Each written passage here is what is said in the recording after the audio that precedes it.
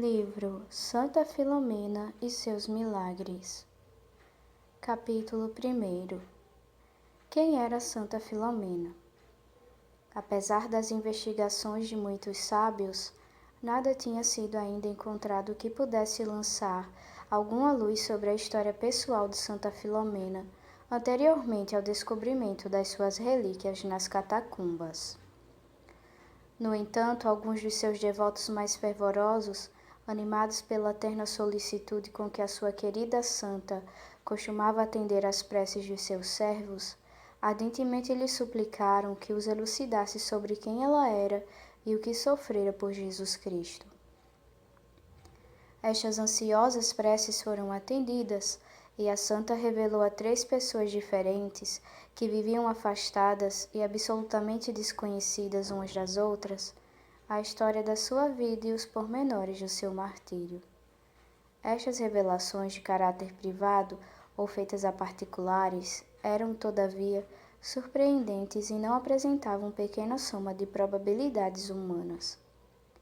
Serem idênticas e terem sido as 3 feitas a 3 pessoas entre si desconhecidas é coincidência extraordinária que lhes dá grande valor.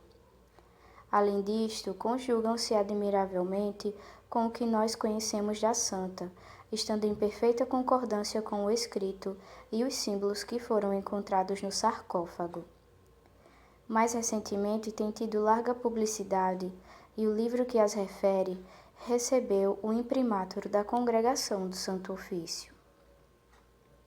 Não significa isto que a Santa Sé garanta a autenticidade das revelações, o que raramente faz nos casos de revelações privadas, mas prova que nos assiste o direito de as acatar, apreciando-as devidamente, e que a Igreja lhes não encontra coisa alguma digna de censura.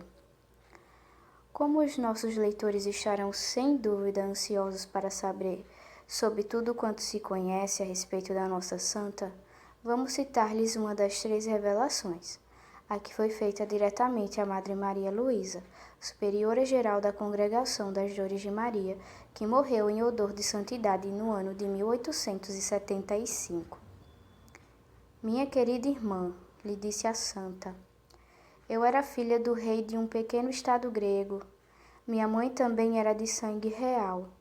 Como não tinham descendência, meus pais ofereciam constantemente sacrifícios e preces aos seus falsos deuses, para alcançarem a graça de um filho. Estava nesse tempo com a nossa família um doutor romano chamado Públio, agora santo da corte celeste, apesar de não ter sido mártir.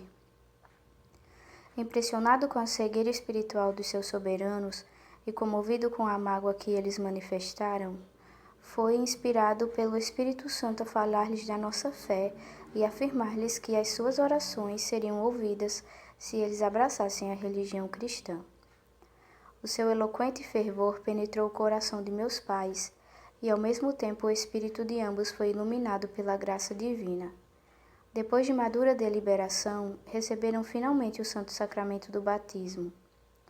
Nasci no princípio do ano seguinte, a 10 de janeiro, e chamaram-me Lumena, ou Luz, porque nascera sob a luz da fé a que meus pais votavam agora ardente devoção.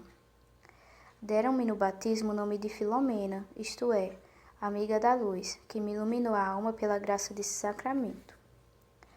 A divina providência permitiu que o epitáfio de meu sarcófago fosse zarado neste verdadeiro sentido, apesar dos intérpretes não terem percebido que esse era o pensamento exato no espírito daqueles que primeiramente o escreveram. Meus pais dedicavam-me a maior afeição possível, e meu pai não podia conformar-se com a ideia de me ter fora de suas vistas. Por esse motivo, quando eu contava 13 anos, acompanhei-os a Roma. Esta viagem foi efetuada em consequência da declaração de guerra que injustamente nos foi feita pelo soberbo e poderoso imperador romano. Reconhecendo a sua fraqueza, meu pobre pai partiu para Roma na esperança de obter a paz com o imperador. Minha mãe e eu acompanhamo-lo e estivemos presentes na audiência que o tirano lhe concedeu. Que extraordinário destino o que me esperava! Enquanto meu pai calorosamente advogava sua causa, tentando defender-se, o imperador, lançando-me furtivos olhares cintilantes, respondeu: Não te assustes mais. Podes estar absolutamente descansado, que não há motivo para ansiedade. Em vez de te atacar, porei as forças do império ao teu dispor, com a condição de que me darás em casamento a mão da tua encantadora filha Filomena. Meus pais concordaram plenamente com a proposta e, ao regressarmos à nossa pousada, tentaram convencer-me de que eu, na verdade, me deveria considerar felicíssima como imperatriz de Roma. Recusei a proposta sem um momento de hesitação e declarei-lhes que já me havia tornado esposa de Jesus Cristo por um voto de castidade quando tinha 11 anos.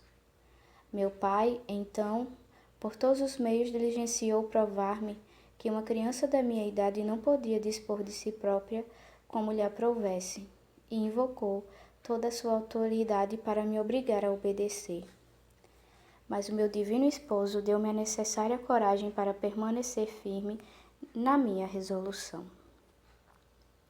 Quando o imperador foi informado da minha resposta, considerou-a mero pretexto para lhe sermos desleais, e disse ao meu pai: Tragam-me aqui a princesa Filomena, e eu verei se posso convencê-la ou não.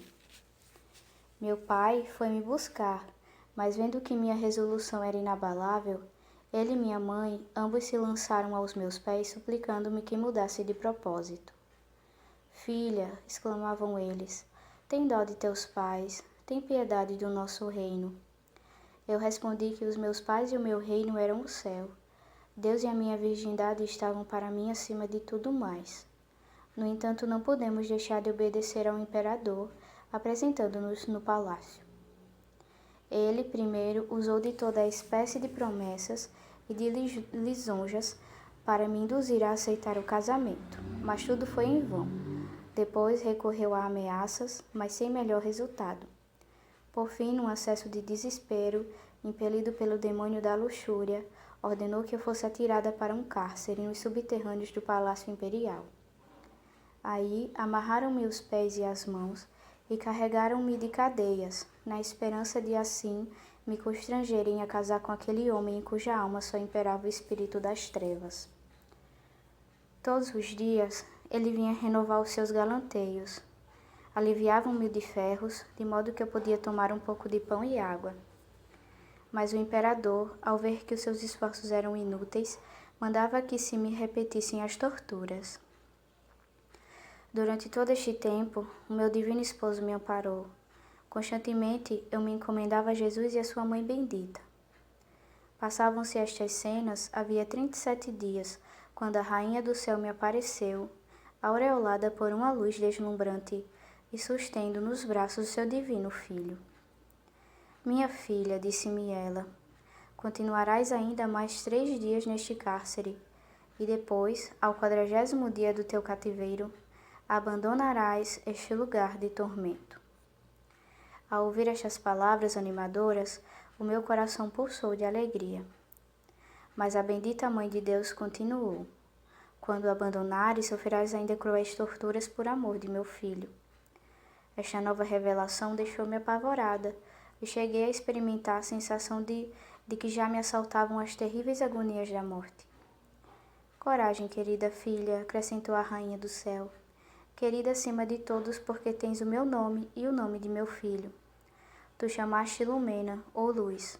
Meu filho, teu esposo, chama-se luz, estrela, sol, e eu também. Não me chamo igualmente aurora, estrela, lua e sol? Eu serei o teu amparo. Agora é o período transitório da fraqueza e da humilhação humana. Porém, quando chegar a hora do julgamento, então receberás a graça da divina força. Além do teu anjo da guarda, terás ao teu lado o arcanjo Gabriel, cujo nome significa a força do Senhor. Quando eu estava na terra, era ele o meu protetor. Eu agora o mandarei àquela que é a minha mais querida filha. Estas palavras tranquilizadoras reanimaram a minha coragem, e a visão desapareceu, deixando na masmorra perfume celeste. O imperador, perdendo a esperança de me fazer ceder aos seus desejos, recorreu às maiores torturas, com o fim de me aterrorizar e assim conseguir que eu quebrasse meu voto feito a Deus. Ordenou que eu fosse amarrada a uma coluna e cruelmente açoitada, acompanhando-se ainda o bárbaro suplício de horríveis blasfêmias. Dizia o tirano: visto que é tão persistente em preferir um malfeitor, condenado à morte pelos seus próprios compatriotas, a um imperador como eu, sofra ela o castigo merecido. Vendo que, apesar de eu estar toda numa chaga, a minha resolução continuava inalterável, mandou que tornassem a levar-me para a prisão, onde deveria agonizar e morrer. Estava eu lançando meu pensamento para além da morte, esperando descansar no seio de meu esposo, quando me apareceram 2 anjos resplandecentes e derramaram um bálsamo celestial sobre as minhas feridas. Estava curada. Na manhã seguinte, o imperador ficou assombrado ao saber a notícia. Vendo-me ainda mais forte e mais bela que nunca, esforçou-se por me convencer de que eu recebera aquele benefício de Júpiter, que para mim destinava a coroa imperial. O Espírito Santo inspirou-me e refutei aquele sofisma, ao mesmo tempo que resisti às blandícias do imperador. Louco de raiva, deu ordem para que me prendessem ao pescoço uma âncora de ferro e me lançassem ao Tibre. Mas Jesus, para mostrar o seu poder e confundir os falsos deuses, mais uma vez mandou em meu auxílio os seus 2 anjos que cortaram a corda. E a âncora caiu no fundo do rio, onde ficou encravada no lodo. Trouxeram-me então para a margem, sem que uma gota de água tivesse tocado nas minhas roupas. Este milagre converteu um grande número dos que o presenciaram. Diocleciano, mais obstinadamente cego que Faraó, declarou então que eu devia ser feiticeira e ordenou que me trespassassem de setas. Mortalmente ferida, quase morta, uma vez mais fui atirada para a prisão. Em vez da morte, que muito naturalmente devia ter vindo, o Altíssimo fez-me dormir um sono reparador, depois do qual acordei ainda mais bela do que era. Ao ter notícia desse novo milagre, o imperador ficou de tal maneira enfurecido que ordenou a repetição da tortura até que a morte sobreviesse enfim, mas as setas recusaram-se a partir dos arcos. Diocleciano insistia em que semelhante fato era determinado por um poder mágico, e na esperança de que esse encantamento se aniquilasse diante do fogo, deu ordem para que as setas fossem aquecidas numa fornalha até ficarem rubras. Mas este expediente foi de nulo efeito. O meu divino esposo livrou-me desse tormento, voltando as setas contra os besteiros, seja os quais foram mortos. Este último milagre deu lugar a outras conversões, e o povo começou a manifestar grave descontentamento e a mostrar reverência pela nossa bendita fé. Receando mais sérias consequências, o tirano ordenou então que eu fosse decapitada. A minha alma gloriosa e triunfante ascendeu ao céu, onde recebi a coroa da virgindade, que mereci por tão grande número de vitórias.